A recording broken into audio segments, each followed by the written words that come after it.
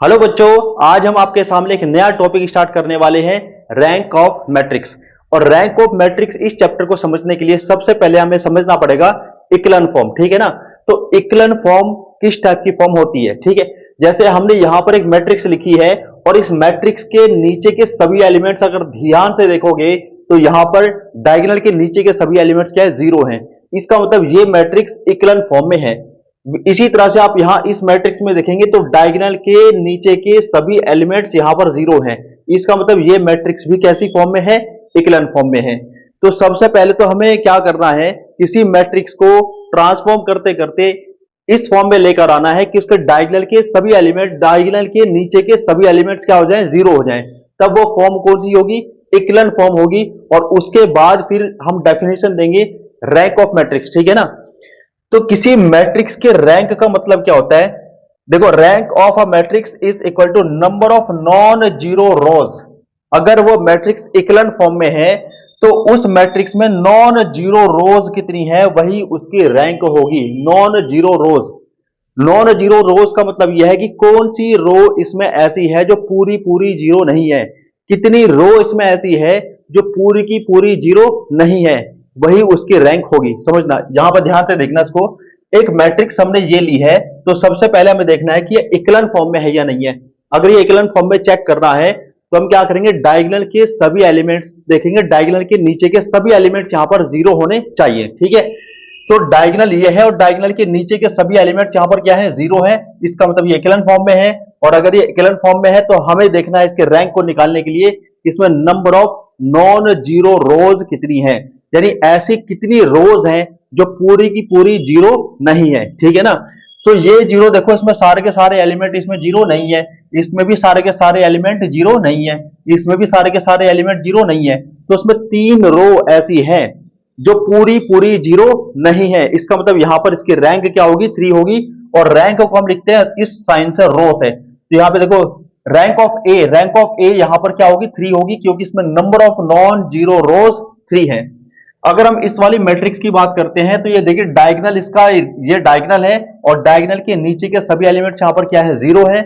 इसका मतलब ये मैट्रिक्स इक्विवेलेंट फॉर्म में है। और अगर ये इक्विवेलेंट फॉर्म में है तो यहां पर हमें देखना है रैंक को निकालने के लिए इसमें नंबर ऑफ नॉन जीरो रोज कितनी है।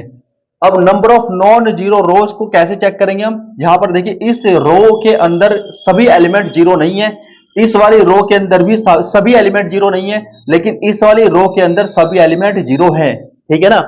तो हमें देखना है कितनी रोज इसमें ऐसी हैं जो पूरी पूरी जीरो नहीं है। तो इसमें दो रो ऐसी हैं जो पूरी पूरी जीरो नहीं है, पहली वाली रो और दूसरे वाली रो पूरी पूरी जीरो नहीं है। तो इस मैट्रिक्स की रैंक क्या होगी? इसकी मैट्रिक्स की रैंक होगी यहां पर टू। ठीक है ना, दो रैंक होगी इसकी। बिल्कुल इसी हिसाब से यहां पे देखो, ये मैट्रिक्स है, ये इक्विवेलेंट फॉर्म में है या नहीं है, पहले इसको चेक करेंगे हम।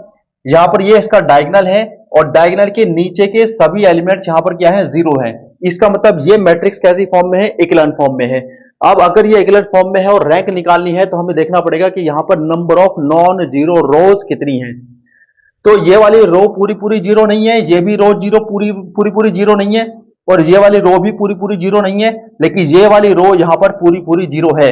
इसका मतलब यह है कि यहां पर इसकी रैंक कितनी होगी? थ्री होगी, क्योंकि तीन रो इसमें ऐसी है जो पूरी पूरी जीरो नहीं है। और इसको इस साइन से लिखेंगे जिसको क्या बोलते हैं? रो। रैंक ऑफ ए यहां पर क्या होगी? थ्री होगी। इसी तरह से यहां पर एक मैट्रिक्स हमने यहां पर लिखी है ये। अब ये चेक करना है कि इक्विवेलेंट फॉर्म में है या नहीं है। ये इसका डायगोनल है और डायगोनल के नीचे के सभी एलिमेंट्स कैसे हैं? जीरो हैं। इसका मतलब ये है कि ये इक्विवेलेंट फॉर्म में है। अगर ये इक्विवेलेंट फॉर्म में है और हमें रैंक निकालनी है इसकी, तो हमें देखना पड़ेगा इसमें नॉन जीरो रोज कितनी है, यानी ऐसी रोज कितनी है जो पूरी पूरी जीरो नहीं है। तो इसमें देखो, ये वाली रो पूरी पूरी जीरो नहीं है, ये वाली रो पूरी पूरी जीरो नहीं है, लेकिन ये वाली रो पूरी पूरी जीरो है और ये वाली रो भी पूरी पूरी जीरो है। तो इसमें दो रो ऐसी हैं जो पूरी पूरी जीरो नहीं है। इसका मतलब इस मैट्रिक्स की रैंक क्या होगी? इसकी रैंक होगी टू। बच्चों, नेक्स्ट फॉर्म हमारे सामने है नॉर्मल फॉर्म। अब ये नॉर्मल फॉर्म किस टाइप की होती है? इस मैट्रिक्स को आप बहुत ध्यान से देखिए और डायगोनल के सभी एलिमेंट्स को ध्यान से देखेंगे तो सभी एलिमेंट्स वन है और अदर एलिमेंट यहां पर जीरो है। तो इस टाइप की जो फॉर्म होती है उसको नॉर्मल फॉर्म बोलते हैं। लेकिन इसमें ऐसा जरूरी नहीं है कि डायगोनल के सभी एलिमेंट वन ही होंगे, हो सकता है वन के अलावा कोई एलिमेंट उसका जीरो भी हो। जैसे इस वाली मैट्रिक्स को आप बहुत ध्यान से देखिए, डायगोनल की ये एलिमेंट 1 है, ये एलिमेंट है, लेकिन यहां पर क्या है 0 है, ये 1 और यहां पर क्या है 0। तो इस वाली फॉर्म को भी हम नॉर्मल फॉर्म बोलते हैं, ठीक है ना। देखिए यहां पर 1, यहां पर 1, यहां पर 1, लेकिन ये एलिमेंट क्या है 0 है। तो डायगोनल के सभी एलिमेंट इसमें 1 होना जरूरी नहीं है, 1 के अलावा कुछ एलिमेंट इसमें 0 भी हो सकते हैं। तो इस फॉर्म को हम क्या बोलते हैं, नॉर्मल फॉर्म बोलते हैं। और अगर नॉर्मल फॉर्म में कोई मैट्रिक्स हम ट्रांसफॉर्म कर देते हैं और वहां से हमें रैंक निकालनी है, तो रैंक की जो डेफिनेशन जो लास्ट आपको बताई थी उसी के अकॉर्डिंग हम इसकी रैंक निकाल सकते हैं। रैंक की डेफिनेशन क्या थी, नंबर ऑफ नॉन जीरो रोज को ही हम रैंक बोलते हैं, ठीक है ना। तो अगर मैं यहां पर देखूं, इसमें नंबर ऑफ नॉन जीरो रोज कितनी है, यहां पर ये भी आपकी नॉन जीरो है, ये भी नॉन जीरो है, ये भी नॉन जीरो है और ये भी नॉन जीरो है। तो यहां पर नंबर ऑफ नॉन जीरो रोज यहां पर 4 है, इसलिए इस मैट्रिक्स की रैंक क्या कही जाएगी, 4।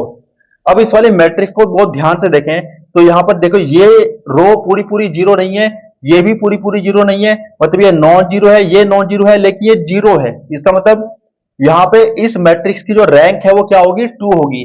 अच्छा, इसी को लिखने की एक दूसरी फॉर्म भी है, इसको हम कैसे लिख सकते हैं, यहां पे बहुत ध्यान से देखिए। ये देखने में आपको लगेगी जैसे आइडेंटिटी मैट्रिक्स लिखते हैं 2 by 2 ऑर्डर की। देखो इसमें रो कितनी है 2 और कॉलम कितनी है 2, तो इसको हम I2 लिख सकते हैं और अदर एलिमेंट को इस तरह से हम 0 लिख देंगे, ठीक है ना। तो ये भी एक फॉर्म है, इसी को इस तरह से भी लिखा जा सकता है। और यहाँ पे अगर 2 लिखा है तो समझ जाइए कि इसकी रैंक यहाँ पर 2 होगी, ठीक है ना। उसी के अकॉर्डिंग देखो ये भी नॉर्मल फॉर्म है, इसमें डायगोनल के एलिमेंट यहां तक 1 है और ये 0 है, अदर एलिमेंट सभी यहां पर 0 है। इसमें हमें देखना नंबर ऑफ नॉन जीरो रोज कितनी है, ठीक है ना। तो ये आपकी नॉन जीरो है, ये भी नॉन जीरो है, ये भी नॉन जीरो है, लेकिन ये 0 रो है। तो इसमें नंबर ऑफ नॉन जीरो रोज कितनी है, वो 3 है। देखो ये नॉन जीरो, ये नॉन जीरो, ये नॉन जीरो, तो नॉन जीरो रोज यहां पर 3 है। तो इस मैट्रिक्स की रैंक यहां पर क्या होगी, 3 होगी, ठीक है ना। अच्छा, इसको लिखने का दूसरा तरीका हमारा क्या हो सकता है, देखो इसकी दूसरी फॉर्म भी हम लिख सकते हैं। यहां पर इतनी मैट्रिक्स को बहुत ध्यान से देखिए, ये आपको दिखाई देगी I3 यानी 3 ऑर्डर की आइडेंटिटी मैट्रिक्स, ठीक है ना।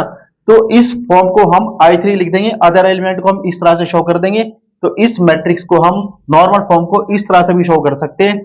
और 3 का मतलब है 3 by 3 ऑर्डर, और यहां 3 अगर आ जाए तो इसका मतलब इस मैट्रिक्स की रैंक यहां पर क्या होगी, 3 होगी, ठीक है ना। यानी कहने का मतलब यह है कि अगर कोई मैट्रिक्स इस फॉर्म में हो, तो यहां पर अगर n है, n का मतलब n by n, यानी n उसमें रो होंगी, n उसमें कॉलम होंगे, यानी इसकी बात चल रही है, ठीक है ना, आइडेंटिटी मैट्रिक्स की। तो यहां पे जो n है, यही यहां पर इस मैट्रिक्स की क्या हो जाएगी, रैंक हो जाएगी। बच्चों ये क्वेश्चन हमारे सामने है और इस मैट्रिक्स की हमें रैंक निकालनी है। इसकी रैंक को निकालने के लिए हमारे पास 2 तरीके हैं, अभी जो आपके सामने डिस्कस किए गए हैं, एक इक्विवेलेंट फॉर्म और एक नॉर्मल फॉर्म। तो सबसे पहले हम इक्विवेलेंट फॉर्म को समझते हैं। इस मैट्रिक्स को हम इक्विवेलेंट फॉर्म में चेंज करेंगे, और इक्विवेलेंट फॉर्म मैंने आपको क्या बताई थी, डायगोनल के नीचे के सभी एलिमेंट्स को आपको क्या करना है, 0। लेकिन जब भी आप इक्विवेलेंट फॉर्म बनाओगे तो उसमें रो ऑपरेशन का ही आपको यूज करना है, कॉलम ऑपरेशन का यूज आपको नहीं करना, सिर्फ रो ऑपरेशन का यूज करेंगे। और डायगोनल के सभी एलिमेंट्स के, डायगोनल के नीचे के सभी एलिमेंट्स को हम क्या कर देंगे, 0 कर देंगे।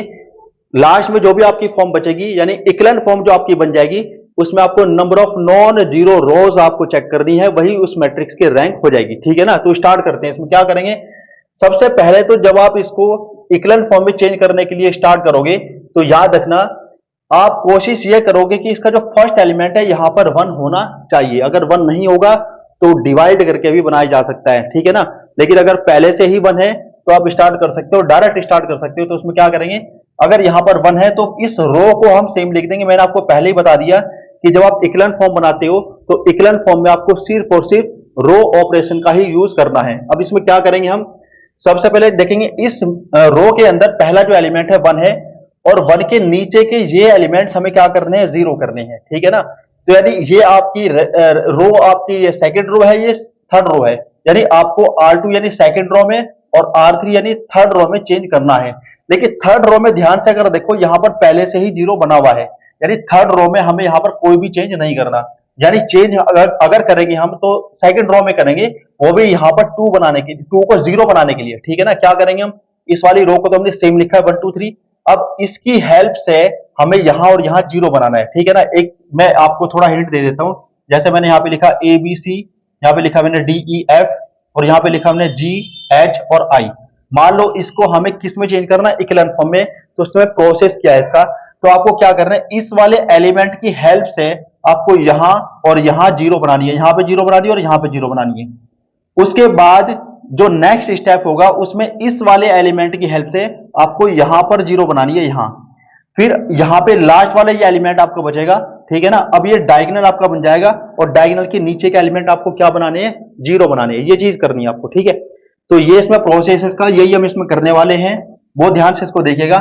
तो यहां पर हमें क्या करना है, जीरो बनाना है। यहां जीरो ऑलरेडी है तो थर्ड रो में कोई भी चेंज हमें नहीं करना, लेकिन ये सेकंड रो है, सेकंड रो में यहां पर हमें जीरो बनाना है और इसकी हेल्प से बनाना है, वन की हेल्प से, ठीक है।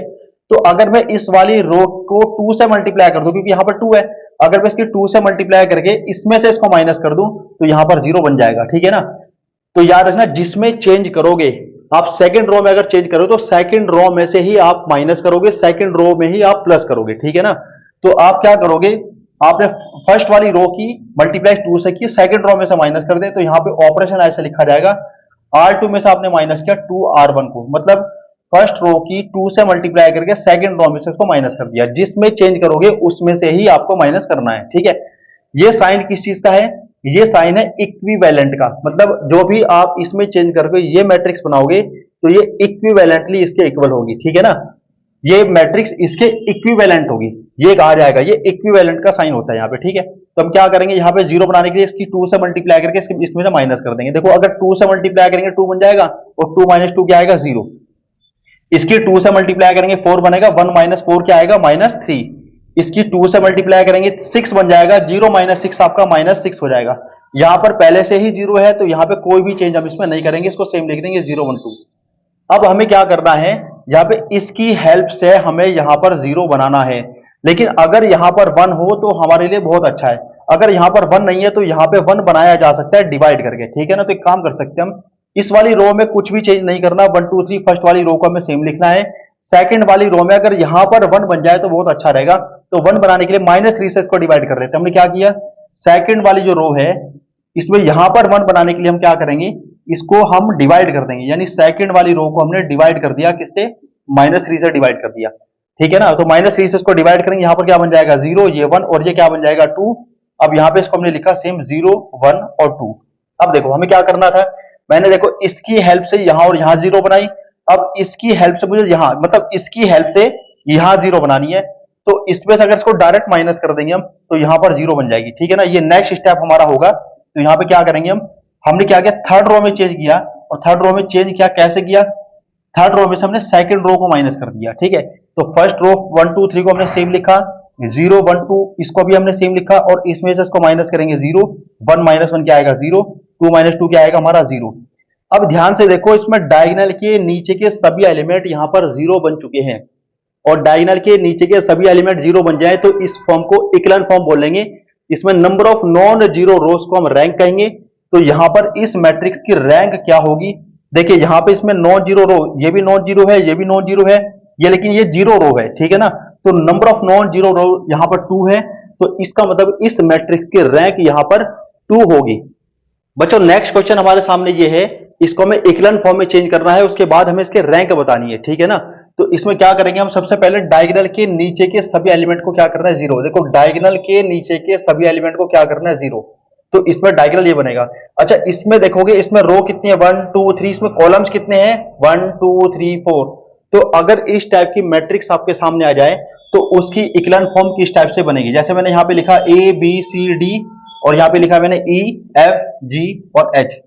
यहाँ पे एक और रो लिख देता हूं, ठीक है ना। यहाँ पे लिखा मैंने इसमें I J K और L, ठीक है ना। इस टाइप की अगर कोई मैट्रिक्स है और इसकी हमें इक्विवेलेंट फॉर्म देखनी है, इक्विवेलेंट फॉर्म किस टाइप की होगी, ठीक है ना। तो इसका डायगोनल यहां से ऐसे जाएगा, और इसमें इन एलिमेंट्स को हमें 0 बनाना होगा, ठीक है ना। इन एलिमेंट्स को 0 बनाना होगा, डायगोनल ये होगा, और अगर ये 0 बन जाएंगे तो उसके बाद हमें इसमें देखना है नंबर ऑफ नॉन जीरो रोज, क्योंकि अगर डायगोनल के नीचे के एलिमेंट 0 बन जाएंगे तो इस फॉर्म को हम कहेंगे इक्विवेलेंट फॉर्म। और इक्विवेलेंट फॉर्म में या नॉर्मल फॉर्म में अगर हमें रैंक बतानी है तो हम क्या करते हैं, उसमें नंबर ऑफ नॉन जीरो रोज को चेक करते हैं, ठीक है ना। तो अगर हमें इस टाइप की फॉर्म दे देगा वो, तो हमें क्या करना है, अगर इस टाइप की कोई मैट्रिक्स दे देगा तो डायगोनल ये होगा और इसके नीचे के सभी एलिमेंट्स को हमें 0 करना होगा, और 0 करने के बाद वो आपकी बन जाएगी इक्विवेलेंट फॉर्म। फिर हम उसमें नंबर ऑफ नॉन जीरो रोज को चेक करेंगे और वही उसकी रैंक हो जाएगी, ठीक है ना। तो यहां पे देखो इसके इक्विवेलेंट एक मैट्रिक्स हम लिखेंगे। मैंने आपको ये बताया था कि यहां पर अगर 1 है तो बहुत अच्छा है, तो हम क्या करेंगे, इस वाले 1 को यहां पर ट्रांसफर करेंगे। इसको कैसे करेंगे, यहां पे हम क्या करेंगे, यहां पे ऐसे लिखेंगे इसको कि फर्स्ट रो को और थर्ड रो को हमने आपस में इंटरचेंज कर दिया, ठीक है ना। तो ये वाली रो को हम यहां पर लिखेंगे, ये आएगा 1 -1 2 और ये 0, इसको हमने यहां पे लिखा, ये 5 ये 3 ये 14 और यहां पर कितना है 4। इस वाली रो को हमने सेम लिखा 0 1 2 1। देखो मैंने आपको बताया था कि अगर यहां पर 1 है तो हमारे लिए इसको करना बहुत इजी होगा, ठीक है ना। तो यहां पर 1 नहीं है, हमने क्या किया, इसको इसके साथ इंटरचेंज किया, तो ये वाला 1 यहां पहुंच गया, ठीक है ना। अब इसके बाद क्या करना है, इस 1 की हेल्प से हमें यहां पर और यहां पर 0 बनाना है, फिर इसकी हेल्प से यहां पर 0 बनाना है, तो डायगोनल के नीचे के एलिमेंट 0 बन जाएंगे और ये इक्विवेलेंट फॉर्म बन जाएगी। तो इसके बाद हमें क्या करना है इस क्वेश्चन के अंदर, बहुत ध्यान से इसको समझना। ये मैट्रिक्स है, इसकी फर्स्ट रो को हमें सेम लिखना है 1 -1 2 और ये 0। यहां पर पहले से ही 0 है तो इसको हमें कुछ नहीं करेंगे, इसको सेम लिखेंगे 1 0 1 2 1, ठीक है ना। यहां पर 0 बनाने के लिए फर्स्ट वाली रो की 5 से मल्टीप्लाई करके हम थर्ड वाली रो में से माइनस कर देंगे, क्योंकि हम थर्ड वाली रो में चेंज करेंगे तो थर्ड में से ही माइनस करेंगे हम, ठीक है ना। तो थर्ड वाली रो में से माइनस कर देंगे फर्स्ट वाली रो की 5 से मल्टीप्लाई करके। तो हमने क्या किया, थर्ड वाली रो में से फर्स्ट रो की 5 से मल्टीप्लाई करके माइनस कर दिया। तो जब इसकी 5 से मल्टीप्लाई करेंगे तो यहाँ 5 बनेगा, 5 - 5 क्या हो जाएगा 0। इसकी 5 से मल्टीप्लाई करेंगे -5 बनेगा और 3 में से -5 को माइनस करेंगे तो वो 8 हो जाएगा, ठीक है ना। इसकी 5 से मल्टीप्लाई करेंगे 10 हो जाएगा, 14 - 10 कितना हो जाएगा 4। और इसकी हम 5 से मल्टीप्लाई करेंगे 0 रहेगा, 4 - 0 कितना आएगा, ये आपका 4 आएगा, ठीक है ना। तो ये बना दिया हमने। अभी क्या करना है, इस 1 की हेल्प से हमें यहां पर 0 बनाना है, ठीक है ना। देखो इस 1 की हेल्प से यहां 0 बनाया और इस 1 की हेल्प से हम यहां पर 0 बनाएंगे। तो इसके लिए हम क्या करना पड़ेगा अगर हम इस सेकंड रो की 8 से मल्टीप्लाई करेंगे तो यहां पर भी 8 बन जाएगा और इसमें से इसको माइनस करेंगे तो 0 बन जाएगा। यानी फर्स्ट रो और सेकंड रो को हमें यहां पर क्या करना है, सेम रखना है। ये इक्विवेलेंट का साइन हम यहां पे लगा देंगे और फर्स्ट रो और सेकंड रो को सेम लिखेंगे। फर्स्ट रो हमारे यहां पर है 1 - 1 2 0, 1 -1 2 और 0। सेकंड रो हमारी है यहां पर 0 1 2 1, 0 1 2 1। अब थर्ड रो को हमें चेंज करना है। थर्ड रो में क्या करेंगे हम, थर्ड रो में से माइनस किया हमने, किसको माइनस किया, सेकंड रो की 8 से मल्टीप्लाई करके थर्ड रो में से हमने माइनस कर दिया, ठीक है। तो जब इसकी 8 से मल्टीप्लाई करेंगे तो 0 रहेगा और 0 - 0 आपका 0 ही आएगा। इसकी 8 से मल्टीप्लाई करेंगे 8 बनेगा, 8 - 8 आपका यहां पर 0 आएगा। इसकी 8 से मल्टीप्लाई करेंगे 16 आएगा, 4 - 16 आपका -12 आएगा। और इसकी 8 से मल्टीप्लाई करेंगे तो 8 बनेगा, 4 - 8 आपका कितना आएगा, 4 - 8 आपका -4 आएगा, ठीक है ना। अब आप यहां पे ध्यान से देखिए, डायगोनल है और डायगोनल के नीचे के सभी एलिमेंट यहां पर 0 बन चुके हैं, ठीक है ना। अब यहां पे हमें चेक करना है कि यहां पर नंबर ऑफ नॉन जीरो रोज कितनी है, ठीक है ना। तो यहां पे नंबर ऑफ नॉन जीरो रोज यानी ऐसी रोज जो पूरी पूरी जीरो नहीं है, ठीक है ना। तो ये नॉन जीरो, ये नॉन जीरो, ये भी नॉन जीरो, तो यहां पर इसकी रैंक क्या होगी, 3 होगी। तो इस तरह से हम इन क्वेश्चंस को सॉल्व कर सकते हैं।